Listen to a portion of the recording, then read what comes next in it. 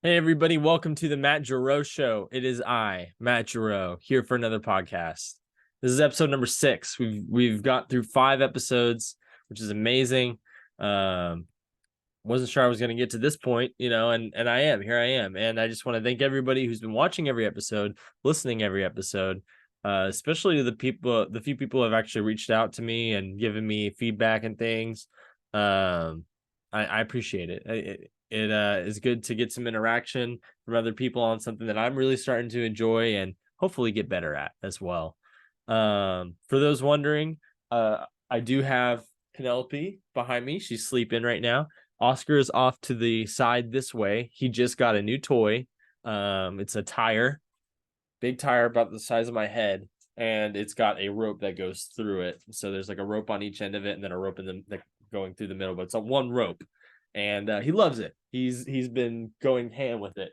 This morning I had to cut off a lot of strings on it because he keeps ripping them out, and then I just find like strings throughout the house.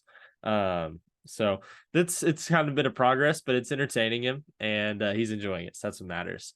But speaking of Oscar and Penny, I had a crazy effing morning today.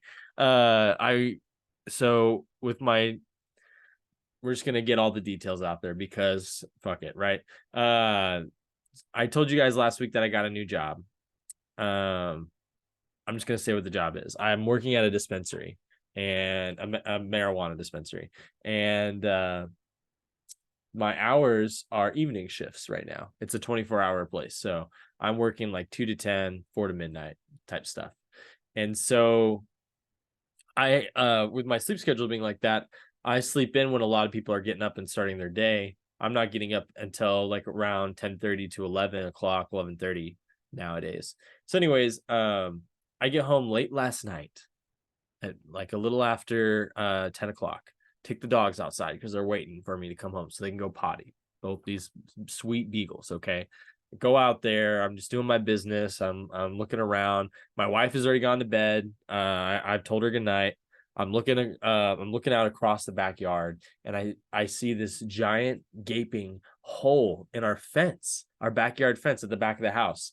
And I'm like, okay, what the heck? And instantly, I had a flashback to when I was living in an apartment with my friend Nate, and we were both in my bedroom just chilling. And it was late at night, and we hear a loud bang. We go outside, and a car had driven through the brick wall about the exact same size as this hole through my fence. And so instantly, I had like a flashback to like people busting through a wall to hit my where I was living, basically, because I guess I've been through 2 of those situations, but this one's a little different because there was no car coming through. There were work vehicles though in the backyard adjacent to ours. So directly behind our house, there's another backyard and a house facing the opposite direction. And in that backyard, there were 2 white like city trucks for city of Glenpool where I live. And I'm like, okay, this is just so strange. I know that they had been wanting to replace a light pole, so I'm guessing they had gone and there's a light pole that goes directly in the middle of my fence. They had gone and taken a section of my fence out. I'm going back there to try and find it. I call my wife too. I'm like, babe, I don't know what the hell's going on. Like, this shit's all fucked up back here. And she's like sleepy and tired, trying to wake up. I find behind our shed the section of fence. They basically, I don't know if they cut it out of there. It was late at night, and they moved it over, or like if it just comes out, unscrewed it. I don't know. And then I'm like, whatever. I'll let the apartment people know and I'll go to bed. I took pictures. I sent them all the photos. Wake up in the morning and my house has no power. And I can hear them outside working on the pole. And I'm like, what? Those guys, not only did they not talk to me about any of this, partially because I was at work, but they didn't leave a note or anything. They freaking cut the power of my house while I was asleep at about 9 something. And so I wake up and I hear them with their trucks are on. They've actually moved one of the trucks partially into my yard, my backyard where the hole is, and they've got a pole laying down in my backyard when I look out there, and they got a new one already in the ground. They're trying to attach it and get everything going. I go out there and look at them. I take a picture for my wife and also just to let them know that like, hey, I see you guys. I know you're here in my backyard and you guys never talk to me. which they didn't seem to give a rat's ass about that. And then after a little while, like I'm like, well, I gotta like keep going my day. Like I can't just, I got dogs that need to go potty. Problem is they're both easily distracted by people, things, sounds. So 2 city trucks in my backyard working on a bowl with like 4 men, that is extremely distracting for them. So it took me about an hour to just get them to go outside. I had to take them one at a time because normally I could take Oscar out there on a leash, let Penny just run free, no leash.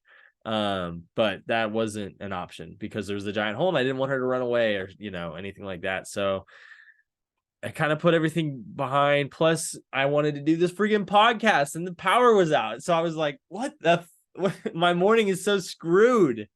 Then power came back on and I was like, okay, we can salvage this. And I took some time, made my notes for my podcast today and everything. And then got myself a Dr. Pepper, which I forgot to open. Nectar of the gods. And I was like, let's do this. I don't hear them back there. I'm assuming they're cleaning up. I saw they at least removed the pole that they knocked down. I'm praying they're going to put the fence back. I realize there's a good chance they won't. Just based on my previous experience with these type of workers. They usually come in, they do their job that the city required of them, and then all that extra stuff, they just kind of like leave it behind. So we'll see if I'm going to be doing some fence repair work or if the apartment people will come in and just do it. That'd be even better for me personally. I don't know, but yeah, crazy freaking morning for me. So yeah, let's get into the podcast episode now that we've gone into that whole little introduction about what the fuck is going on with me. Jersey talk. So I'm in this fantasy football league. We're 0-3, by the way. So 1-3 is what we're hoping for next week. We'll see what happens. This week was our closest, I think, win. Closest to winning. So, and my trades did make my team better. So we'll talk more about that later. But interesting question was brought up in this fantasy football group chat. They were discussing whether or not grown men should wear jerseys. And I've heard this trope before from basketball people who are like, I've even heard it on like an actual game where you're watching the game and the announcer makes fun of people wearing jerseys in the stands.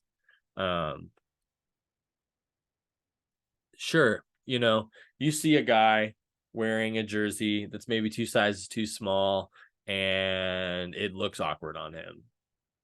Okay. But sorry, I'm about to get into my like opinion on it, and I haven't even finished telling you guys everything about the idea. So some people think that might be embarrassing, maybe because it looks like a child's type outfit. But there's also like this argument that you're wearing another man's name on your back, and that was so stupid. And I'd like to credit my friend Brandon for debunking that argument, pointing out that people wear name brand clothing all the time, like Ralph Lauren. Are we supposed to be feeling weird about that too? That shit's just stupid. I mean, what about when someone wears a fucking Captain America shirt or a fucking Spider? I mean, it's just like, that's just the stupidest argument I've ever heard. And also like, it just shows that you're probably insecure about that, about having another man's name on your back. So sounds more like a personal issue to me. Jerseys are for fun, man. They're for fun. They're for celebrating your team. It's the closest you're ever going to get to being in basically everyone in the world's case to being a professional athlete is by owning a jersey from the team with the name of an actual player. And then we were discussing like whether or not you could even use your own name. Yes, you can use your own name because again, like that jersey may never have that last name unless you do that. And also like, who gives a shit, man? Like, it's your team. Support your team. Have fun supporting your team. If you feel like you superstitious wise, you're helping your team by wearing that jersey, wear the jersey. If you feel like it makes you look badass because you've got a jersey with your own name on it, fuck it. Yes, Yes, you are badass, and it's because you believe you're badass. I feel bad for anyone who thinks otherwise. I feel bad because for one, you're not having as much fun as these people. Two, you probably can't afford the custom jersey. That's probably why you're mad about it. And three, like, sounds like you're not very fun at a party, dude. Like, come on. Now, I know some people kind of maybe had this opinion because that was like the popular thing and they're just going with it. Maybe they didn't really think about it. And they're not like an unfun person or a person who can't afford things or anything like that. They're just going with what everybody else is saying. And that shit is so high school, man. Just stop going with what everyone else is doing. Be yourself. Don't give a fuck about what other people think, and just enjoy yourself. One of the best things that I think about this podcast, and my wife tells me this, so, and that's obviously a biased source, but who cares, is that when I do this podcast, she says that I talk like it's a conversation, and I try to do that. I try to talk to you guys like exactly how I would talk to anybody. Do you think I swear too much? Probably don't hear how I talk very much because I actually swear a lot, like way more than I swear on here. Yeah. Do I get in little asides and go in random places with my head? Yes, I do. But I don't care that it's different or not exactly what people are hoping for. I just saw one of the construction people walk by, so that was kind of wild. May have to pause the podcast. He didn't even notice me, so we're all good. But anyways, yeah. So like I said, not caring about what you're doing and being proud. So that's what I'm gonna do if he walks by. I was just surprised because I wasn't expecting that. Yeah, so if you ever see anyone making fun of somebody for wearing a jersey like that, just tell them to stop being a hater. Stop being a hater and go get their own damn jersey and let them experience how freaking awesome it can be to wear a badass jersey from your favorite team. Next thing I want to talk about, Deion Sanders and the University of Colorado Buffaloes. They are 3-1. They just lost this last weekend to Oregon. Oregon was a much better team, clearly. You saw the score. I think it was like 42-7 or something, 42-6, 42-0. I can't remember. Something like that at the end of the game. But that's not what I want to talk about. I want to talk about how people are treating and reacting to Deion Sanders. It's interesting and strange. So I see people on the internet, I see people in group chats that I'm in, people I talk to. When I bring up Deion Sanders, most of the time I'm brought, like, surprisingly, people don't seem to like it. They don't seem to like him wearing sunglasses during his press conference and a hat. And when he's on the sideline, they don't seem to like that he overhypes. I shouldn't say overhypes, that he hypes up his kids and his team. They don't seem to like that they get attention from like rappers and they get NIL deals, and he's recruiting better and taking everybody from one school to the next. People are just nitpicking and finding 1,000 different things. But no one, I don't think people are really appreciating how amazing this is. We have a former NFL player, Hall of Fame NFL player, so like top level IQ NFL player, not just any guy, doing head coaching with very little experience prior and being successful at it. And sure, maybe he's not the most like, he's not the 49ers head coach Shanahan. He's not, or Sean McVay. He's not some kind of offensive minded guru. He's also not that crazy of a defensive minded, like they don't come out with stuff that you've never seen before that's given quarterbacks nightmares and things. But what he does do is he inspires every single fucking kid on his team, and he makes them all play hard, and he makes them all feel cared about. How many coaches in the in college Division I right now only care about their top 30 guys, and the rest of the guys are just kind of on the team? Probably 70 to 80% of them. I think, in my experience of looking at the way coaches talk about their players, you don't see very many guys talk about their players like they're their sons. And maybe Deion having his actual son on the team is kind of helping this along. And maybe when Shadur is gone, His son Shedeur Sanders, maybe when he's gone to the NFL or whatever he does, maybe his attitude will be different, but I doubt it. It just seems like genuine prime.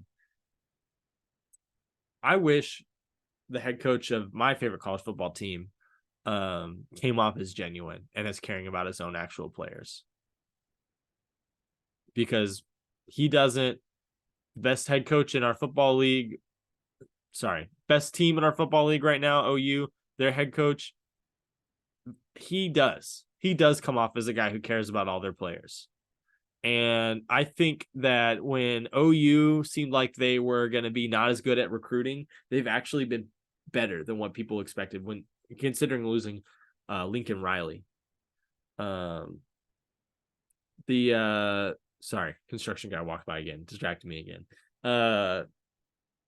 The Lincoln Riley was recruiting insanely well because he was personable and because he was so damn skilled, right? Venables, not as skilled as Lincoln Riley, but still able to recruit because, when he talks about the guys on the OU football team, he actually sounds like he gives a rat's ass about them. And Deion Sanders comes off the same way. Not every football coach in the NFL comes off that way, especially in the NFL. So it's amazing. And I just think people aren't appreciating how cool it is, and like how he's able to get, like, basically he has an advantage over recruiting over anyone else. Not just the fact that he's like a proven NFL star. He could probably get you drafted, but he's going to treat you like he's one of his own kids, like when he gets you. So, I think when you're hating on Deion Sanders, you come off as someone who doesn't like kids having fun. You come off as someone who doesn't like it when someone is confident in themselves or doing something different. And then lastly, like, the worst part of it is, like, I think some people just don't like the fact that he's a black head coach and he's successful in certain ways and that he's getting attention. And that's like the worst side of it. But can't accuse anybody of those things because they're all going to deny it. They're all going to say, no, it's because he's so cocky and stuff like that. But that's not how it comes off. Just letting you know. Not how it comes off. Talking about football. Let's move on into NFL week 3 going into week 4. Some cool little hand stuff I just did there. Anyways, the first thing I want to talk about, besides the way the NFL week turned out, is this bit of news. Colin Kaepernick reaching out to the New York Jets for basically a spot on the practice squad, I believe is what he was asking for. He wrote a letter to, I think his name is Joe Douglas, the GM of the Jets, talked about how he understands the position they're in, that he still trains Monday through Friday, 5 a.m. to 8 a.m., conditioning, drills, things like that. He's ready to go and wants to offer his services to the team. Found it very interesting. It was it's like every year, it seems like every other season, it seems like Colin gets in the news somehow. And it's always, we got a tryout going on, or someone said they were going to talk to him, or someone said they should definitely sign this guy. I don't know why he's not signed, even though we're not signing him to our team. It's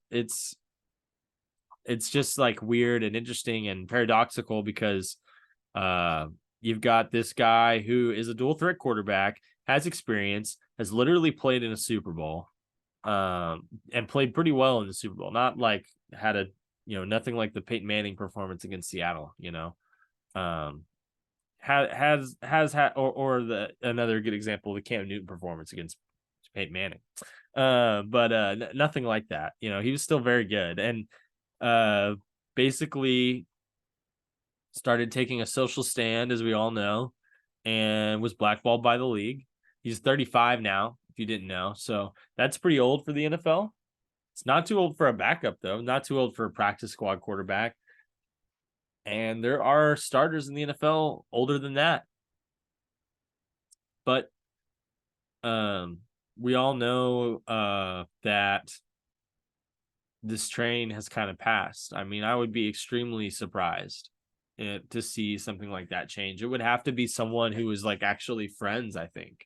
someone who actually cared about Colin Kaepernick and believed in him to bring him in because of the way the ownership treats it and how none of the GMs seem to be interested or coaches.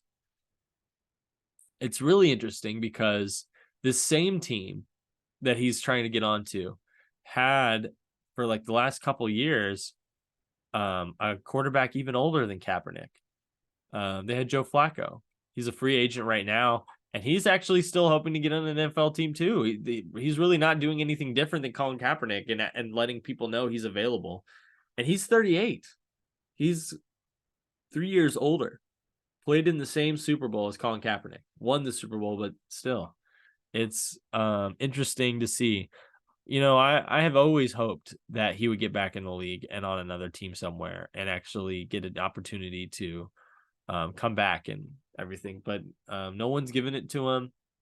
There was certainly times where Dallas could have done it when we were going through backups, and it just sucks because it's just another reminder, unfortunately, that the NFL did this guy wrong. And I also know he won a settlement. I know he's got a lot of money. I know he's still making money. I know he's working with organizations and all that stuff, but just try to put it in your own perspective. Imagine you got your dream job, okay? You got your dream job, whatever it is. You're doing your dream job. Someone you care about, someone you love is being mistreated, and no one's doing anything about it. But you're not just at your dream job, but you're the best, like one of the best at your dream job. So everyone's really paying close attention to you. So you decide to speak up about someone you care about being mistreated, and they blackball you from your dream job. If you don't know what blackball means, it means they don't allow you to come back. No entry permitted. That would be terrible. I'd be super depressed all the time. You know, more than I already get. If something like that happened to me, I can't imagine. So that's how I can have sympathy for him, even though he's a millionaire and everything.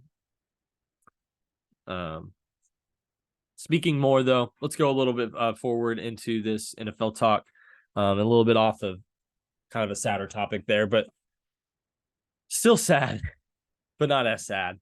Cowboys lose to the Arizona Cardinals. Disappointing game. Hard to say if it's because we don't have Trayvon Diggs anymore. If you don't know, he hurt himself in practice, tore his ACL, out for the season. The defense definitely was a little different. It was hard to say, though, that it was really from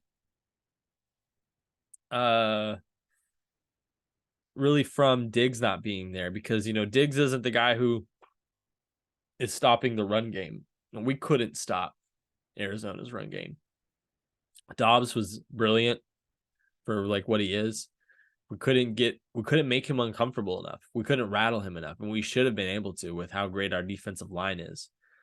We had some bad penalties. Dak played pretty well. Not really upset about Dak, honestly. I think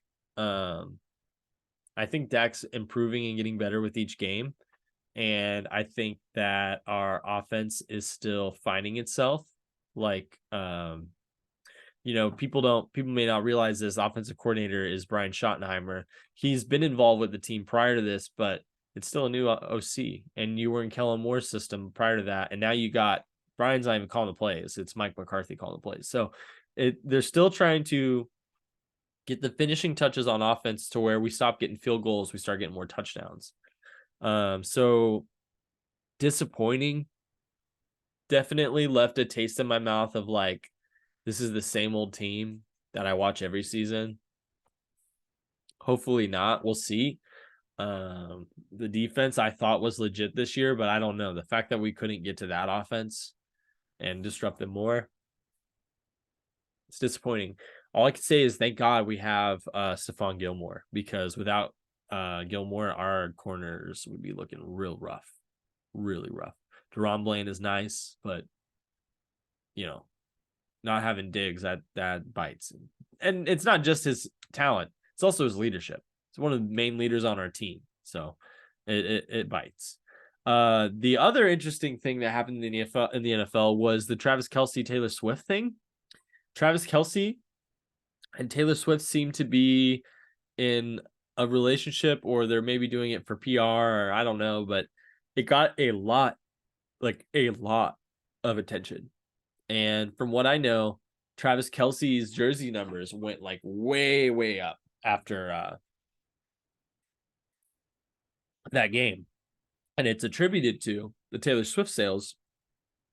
So if you are a NFL player who has a little bit of clout, my recommendation to you, if you're single, is to get with a pop star, because that will get you hella clout. I've been seeing all kinds of TikTok videos and funny shit about the NFL coming from the Swifties, like them trying to explain the NFL to each other, and like some of them hate Travis Kelce. We've even seen some stuff about his ex-girlfriend saying that Taylor Swift can't trust him. It's interesting. We haven't really had, I feel like, in my opinion, we haven't really had drama like this since like Aaron Rodgers breakup or breakups, or since the Tony Romo, Jessica Simpson thing, or since Jimmy Garoppolo and his porn star, or Tom Brady and his divorce. I mean, this is by far like the most interesting and not bad news relationship news that we've gotten in quite a while in the NFL. So, yeah, cool. We'll see what happens. It'll be interesting if it turns into being like a terrible breakup. Taylor Swift writes a crazy song about it. Chiefs go to the Super Bowl. Usher's performing. Usher brings out Taylor Swift on stage, sings the song. Travis Kelce has an amazing game in the second half in response. No. That might not happen, but I'm just, be interesting. Talking about the NFL, week 3 to week 4, though, I did pull up the schedule for week 4. Want to go through it very quickly here. Identify Dallas's game. Okay, I see. All right, so Atlanta, Jacksonville. This is going to be, we're going to speed run this going top to down.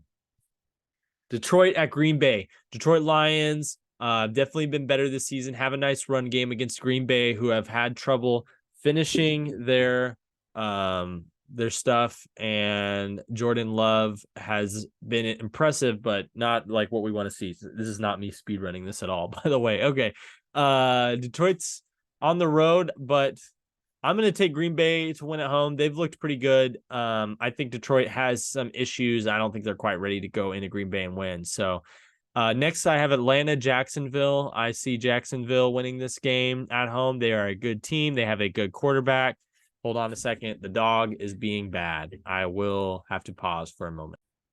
Sorry about that. I don't know if you guys could hear it, but he was scratching on the door and it was driving me insane. Anyways, Jacksonville, Atlanta. Atlanta's still a young team. I don't see them winning on the road. Oh, shoot. You know what? This is the Wembley Stadium London game. Jacksonville's definitely winning this game. It's a home away from home game, and they're used to this stuff. They're going to win this game easily, hands down.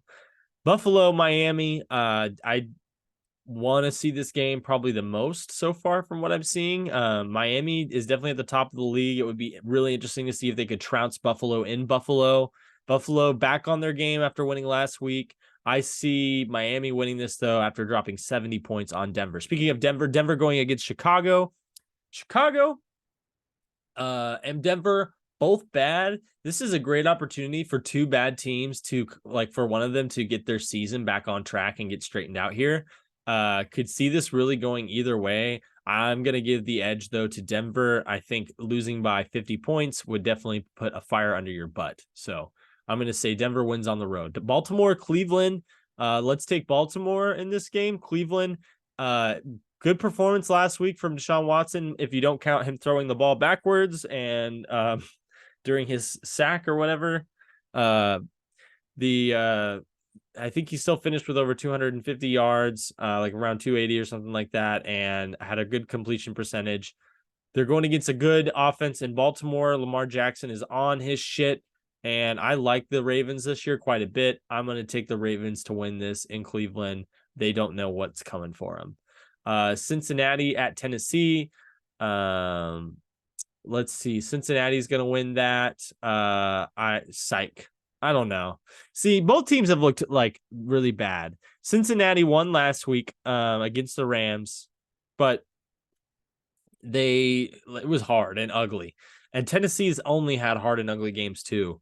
Actually, I think I am going to take Cincinnati. They seem to be getting back on track. So, you know what? Yeah, Bengals win this game. Tennessee, kind of just waiting for them to let Will Levis play at this point.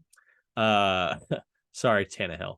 Los Angeles Rams, after a tough loss to the Indianapolis Colts last week, this is going to be, I think, the last week without Cooper Kupp, or he comes in week 6. I think it's week 5, though, so week 4 will be the last week without Cooper Kupp. They struggled to score on offense. Defense played amazing against Cincinnati. Going against the Colts, don't think Anthony Richardson, if he is playing, I'll have to double check on that because of his injuries here recently. But if he is playing, I don't expect him to win. If Gardner Minshew's playing, I still don't expect him to win. Aaron Donald still plays for the Los Angeles Rams. He will rain hell on both of those guys. So let's see Rams win that one. We're halfway through. Let's keep going. Tampa Bay, New Orleans. Saints are getting Alvin Kamara back. Tampa Bay is going to be coming off of a bounce back, hopefully, where they lost their first game last week against a good team in the Eagles. The Tampa Bay New Orleans games are always good because they're rivalry games. We used to be like a nice Tom Brady versus the great Saints defense type thing. Now we're in a new era for both teams. I think I like the Saints to win this one and Tampa Bay to lose. Sorry, Baker Mayfield. I just think that your team is going to be a little limited, and usually after one loss, a couple losses follow for you. Washington, Philadelphia. Let's take Philly in this. They're clearly the best or second best team in the NFC right now. Can't argue against that at all. They're going to probably beat the crap out of this Washington team. Maybe Washington can surprise them with a good punch in the mouth from the defense, but their offense has way too many interceptions from Sam Howell, and that will probably just continue. The Minnesota Vikings versus Carolina Panthers. Minnesota kind of, that's the one team I probably have watched the least this year. I know that Justin Jefferson's been balling out and Kirk Cousins has had some good moments, but going up against this Carolina team that's going to be, I think, starting Andy Dalton, if not Bryce Young. But I think Andy Dalton again. I think Minnesota should win this handedly, even though it is in Carolina. They are the better team. So, yeah, Minnesota's going to win that game. Pittsburgh, Houston. I'm taking Pittsburgh. Houston's got the younger quarterback. He's going to be going against a really great defense in Pittsburgh. Don't love that for him. It is in Houston, but I don't think that'll really make a difference. Las Vegas Raiders versus Los Angeles Chargers. Let's take the Chargers in that one. Herbert's been a monster. Keenan Allen even more so. Brandon Staley's coaching for his life right now, and the Jimmy Garoppolo's team has looked terrible. So I think that's just going to continue on. New England versus Dallas. This will be a really interesting game. I think potentially extremely low scoring even. We'll see what kind of happens, but Gilmore will get to try to play against his former coach and Bill Belichick. And Dallas historically is terrible against New England, especially when they had Tom Brady. So we're definitely wanting to win this game very badly, but I just don't love my chances because this is just how things go with Dallas. So with going against New England specifically. New England's not necessarily a good team this year. They don't necessarily have a good offense. They don't necessarily have a good defense, but they still have that coach, and that's all they need to beat us, basically. But I will still take Dallas to win a close one at home. Arizona against San Francisco in San Francisco. 49ers might be the best team in the league, probably the best team in the NFC. Christian McCaffrey, Deebo Samuel, Brock Purdy, not Kurt Warner. His last name is Warner, the linebacker. I can't remember his first name for some reason. They have they also have Bosa. They just have a bunch of guys on that team that are really good, and Shanahan, the coach, leading them. So let's take them to beat Arizona, even though they got the impressive win over Dallas the previous week. New York Jets, Kansas City Chiefs. Should be a wash. Jets should get destroyed. It's a Sunday night game, which is disappointing, but they were expecting Aaron Rodgers to be playing, so that's why.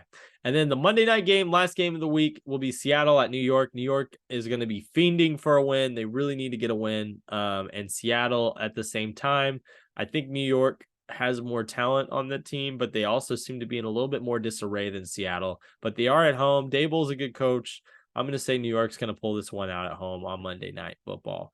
That is the NFL Week 4 schedule we just went through. Good job, guys. Yes, good job. We got through it. Okay, let's move on to NBA.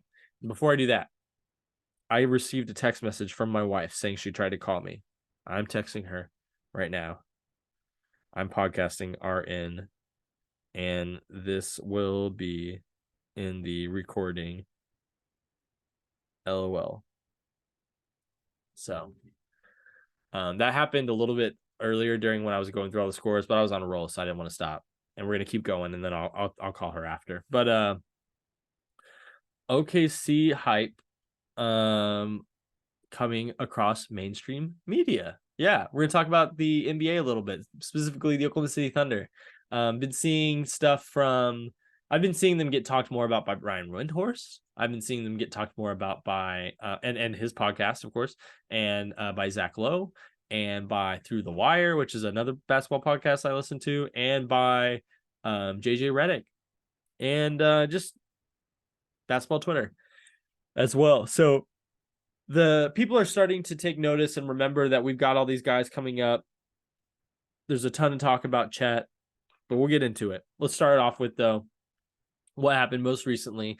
Presti had a press conference, which I have not watched yet, but I will, because I love watching his press conferences. It's probably one of my most favorite sports interviews to watch for the whole year, is whenever he does a press conference. They're always super long, insanely interesting, very analytical about basketball, philosophical most of the time too, about our team, and you just get all these great nuggets about your favorite team. So if they're the Thunder, I went through and I read a lot of the recap about it, mostly him talking about how they're excited because we've got 3 drafts now into this rebuild, and how we have areas to improve on because we got lucky in different spots last season, but we were still a struggling under 500 team. So obviously we can improve, definitely. Talked about how talked about the new stadium plans, which seemed like they're going to pass and everything. Oklahoma City's going to be hopefully getting a new stadium, and keeping the team for decades. And talking about how SGA is probably going to be improved from playing for Canada, and same thing for Giddey. Talked about how they love when they can play with different players because that gives them better experiences to make them better players, and that they try to recreate that often in their own team by doing the different lineups.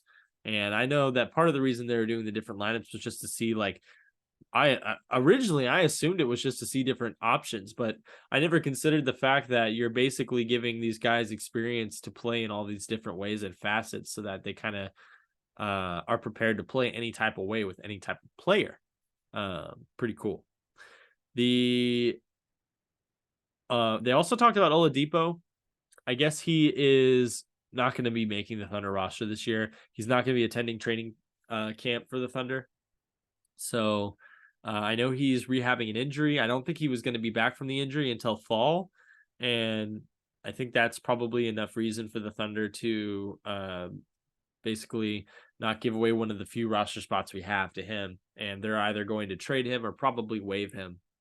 And I'm guessing he'll get waived because he does have that rehab process to get through before other teams could possibly start looking at him to add him to, he could still be a helpful player to a team. He was helpful to Miami. He played defense for them and scored. So there's options there, but it doesn't look like it's going to be on the Thunder. They also talked about how Chet, this is basically going to be like his rookie season, his first season. I'm excited about that. The thing I'm most excited about to see with Chet is the defense and the effect that has on the team and on individual good defending players we have, like Dort and Shea. Dort and Shea do a lot. They contest. They both get blocks. They both get steals. They both stay in front of their man like the best that they can do. Shea's not always the best at staying in front of his guy, but thanks to his length, he's really great at creating turnovers when you do get past him. But now, instead of them going past him and being confronted with Pokusevski, JRE, or Jay Will or Kenrich Williams, they're going to have to face Chet Holmgren, 7 foot tall center. And they also talked about how Chet might play one position on one side of the floor and then another position on the other. So I'm thinking like, okay, so maybe we're going to have him in at center on defense. And then on offense, he'll have him in at forward maybe. So interesting to think about. But yeah. And then they also talked about how they think J-Dub's is going to be a future star. I think that too. You looking at this team, we've got Shea, Giddey, J-Dub, Chet, and Dort. That's an amazing starting five right there. One of the best young starting fives in the league, if not the best young starting five. So it'll be exciting to watch. Going into a little more like broader NBA talk, I want to talk about the Damian Lillard trade a little bit. It was getting very dry and very like not going anywhere, but things really picked up in the last week. We saw multiple teams say that they are interested, people talking about the different assets they could be offering. Basically, Miami has a lot more competition than they thought they were going to, but they're trying to act like they're not worried and that they were never going to be giving, like they weren't that interested, basically. I don't know. Apologize for the yawn. Just talking so much, I'm just running out of oxygen. Philadelphia, Chicago, Toronto, Clippers, Phoenix, Miami, maybe even Boston. All these teams are involved in these talks. Philadelphia clearly trying to get off James Harden and get what they can for him. Chicago not wanting to go into rebuild and still trying to add to this team. They've been told, we've been seeing that they're interested in getting Damian Lillard. Toronto very interested in getting Damian Lillard. I've seen trade packages offering.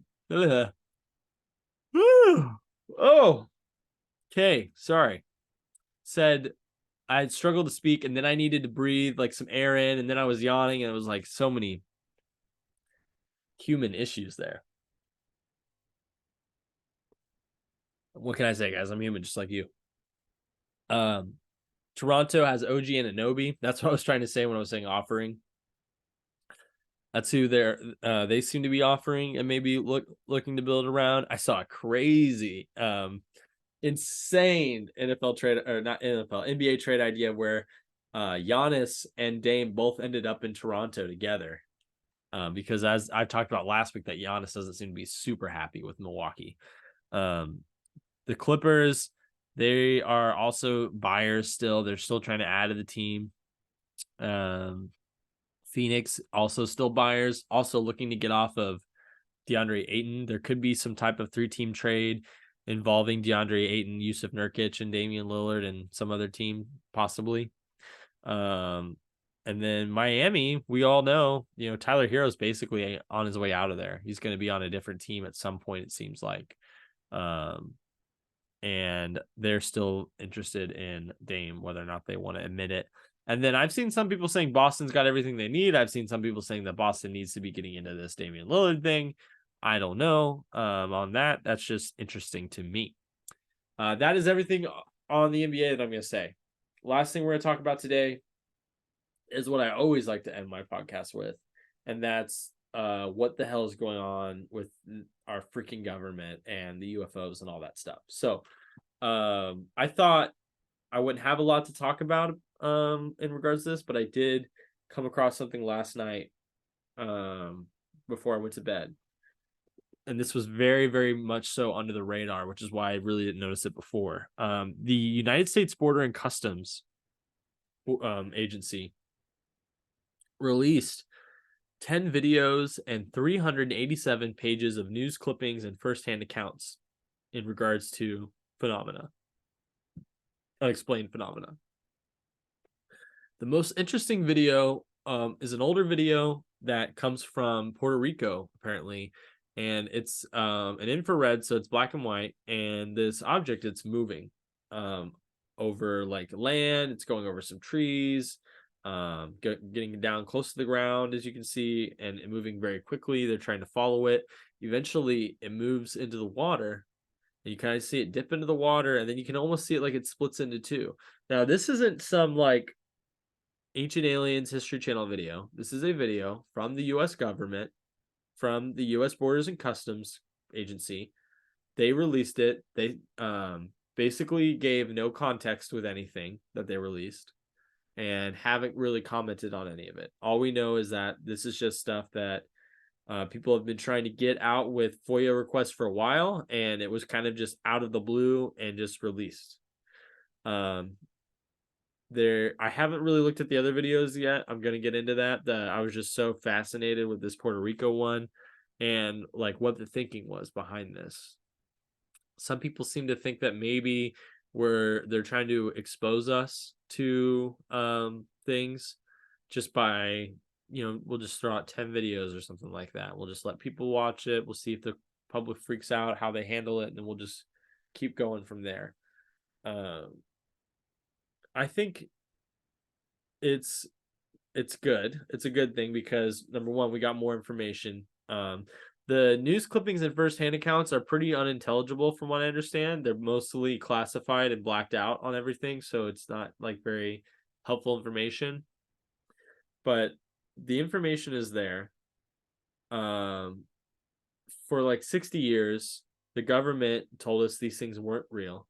Now we have multiple facets: NASA, Pentagon, Department of Defense, White House,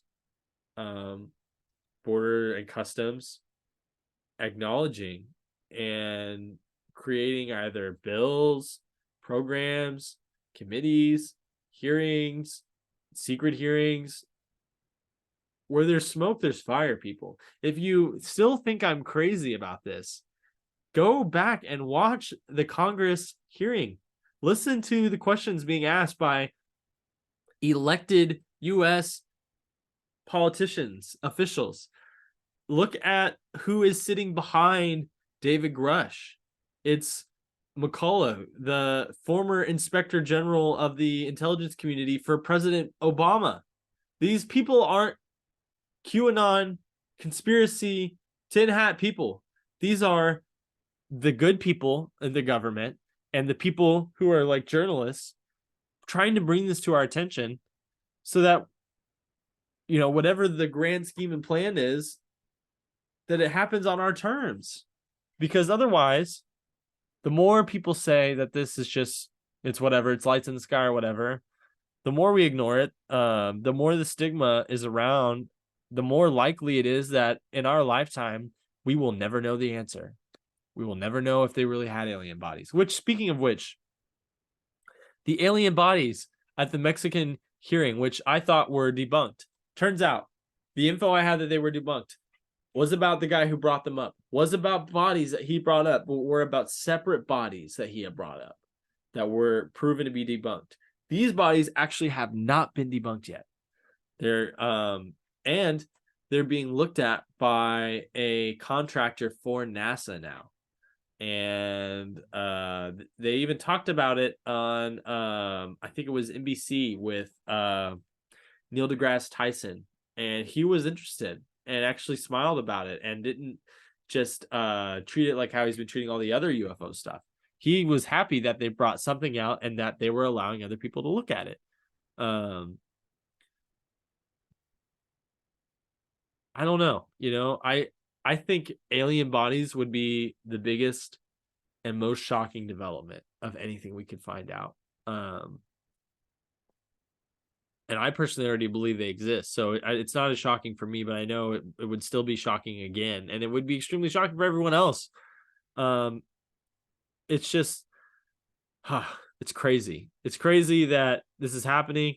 It's crazy we even know about this. I don't know. You guys ever think about like how in the Revolutionary War in America, there are people who were born here fighting for their land to keep it from being owned by the British, and people, they fought and died in wars and were buried in unmarked graves, or their bodies decomposed somewhere where it's never found again, and people got sick and people lost family members, and then we had a civil war where people fought and killed each other that were actually related to each other, and people lost their limbs and had to go through excruciating things, and there's been religious persecutions throughout life, and there's been genocides like the Holocaust and things that have happened in Africa, and we've seen governments like in China and Russia oppress people, and we've seen our own government oppress people, and we've seen like what the cartel will do to people.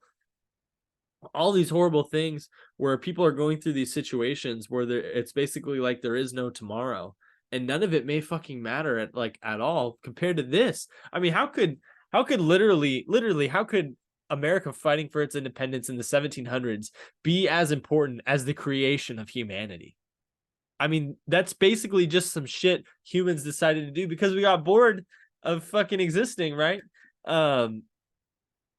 Like how could that, I guess, hopefully I'm getting across my point here is that our perspective is so limited on like what we see, and we think things are so important to us, but in reality they're not. And basically I think like we distract ourselves to make ourselves feel okay because we are awake, we are walking around, we are talking without any explanation. There's no like manual that they hit you with that comes from an actual creator. They've got things like the Bible and the Torah and stuff like that, but again, those were written by humans. Okay, it's not like we had the book come out of the sky and it was like, here you go, follow this.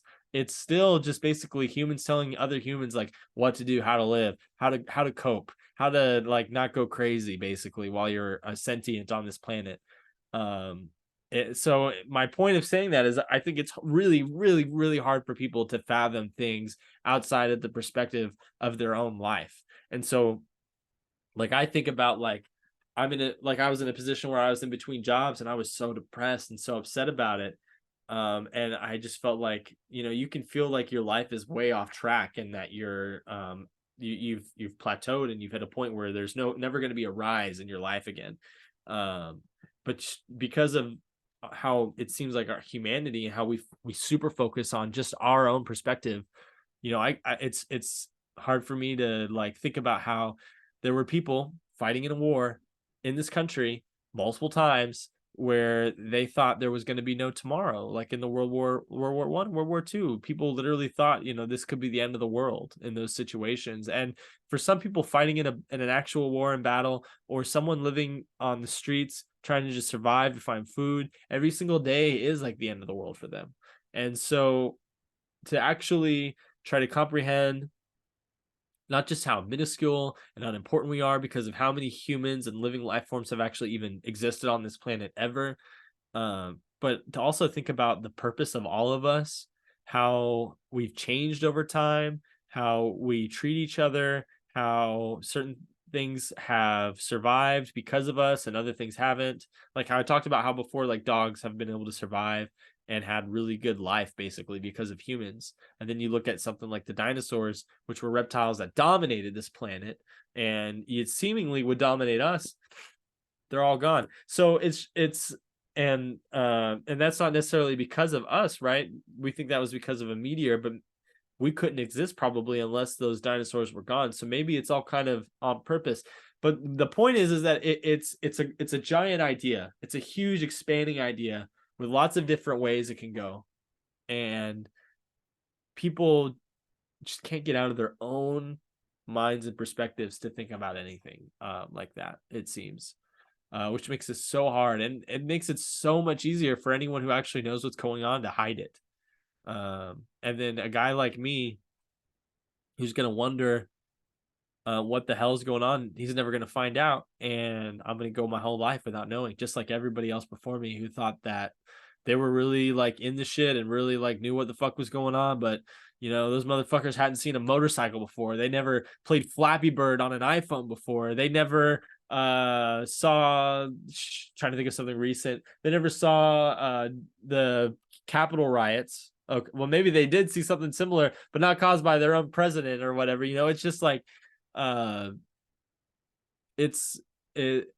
now, like me talking about this, like my children, my grandchildren someday could be dealing with way crazier shit than I'm thinking of or talking about. We could be dealing with alien races. We could be dealing with food rationing because we're out of resources on Earth. I mean, it's like when you really think about it, really put it into perspective, it's like what really matters. Okay, I'm here for this amount of time. I have this amount of time to figure out um, what I can, what I'm allowed to figure out, basically, and what I'm able to, and also to try to be as mentally capable as I can during the whole thing. You know, maybe I'm not going to be happy during the whole thing, but I got to be at least mentally capable. I got to be able to wake up, take care of myself, take care of my animals and my wife, and go to work. And but anyways, you know, guys, I'm getting off on a huge tangent here. My main point is that um I get worried about whether or not we're ever going to learn what's going on and what's happening. But the only way we're ever going to find out is by you guys watching this video, telling people about alien stuff. I try to bring it up at work occasionally with people, just try to gauge on interest. Some people have heard about it, but people still really don't know. And that's exactly what they want. The people who are hiding this from us. So keep wondering about it. Go back and watch stuff that you've already watched that you thought was not true. You know, go and rewatch and try to have an open mind and ask me questions about it. And so I can think of stuff to cover for us and to find out about. But so that turned into a really long-winded rant. I hope you found it semi-interesting. I hope you found the whole podcast pretty good and interesting. I know it was a really interesting one for me. I had a lot of fun topics to delve into. Be looking out for next week's podcast. Should be fun, should be a good time. We'll be at 7 episodes. Looking forward to getting to 10 episodes. Follow me on the @Matt Gerow Show on Twitter. And then subscribe, like, comment, share, all that jazz. Send this video to somebody and be like, hey, this guy's weird, but he likes to talk about football and basketball, and he talks about aliens at the end, which is kind of interesting. So I don't know. I just throw it on because, you know, it helps me do whatever while he's talking in the background. You know, just a little bit of promotion for me would be cool. If not, and you just want to enjoy it for yourself and gatekeep for yourself, I'm glad I'm appreciated. That's all I can say. Thank you for listening again to the Matt Gerow Show, and I will see you guys next week. Bye-bye.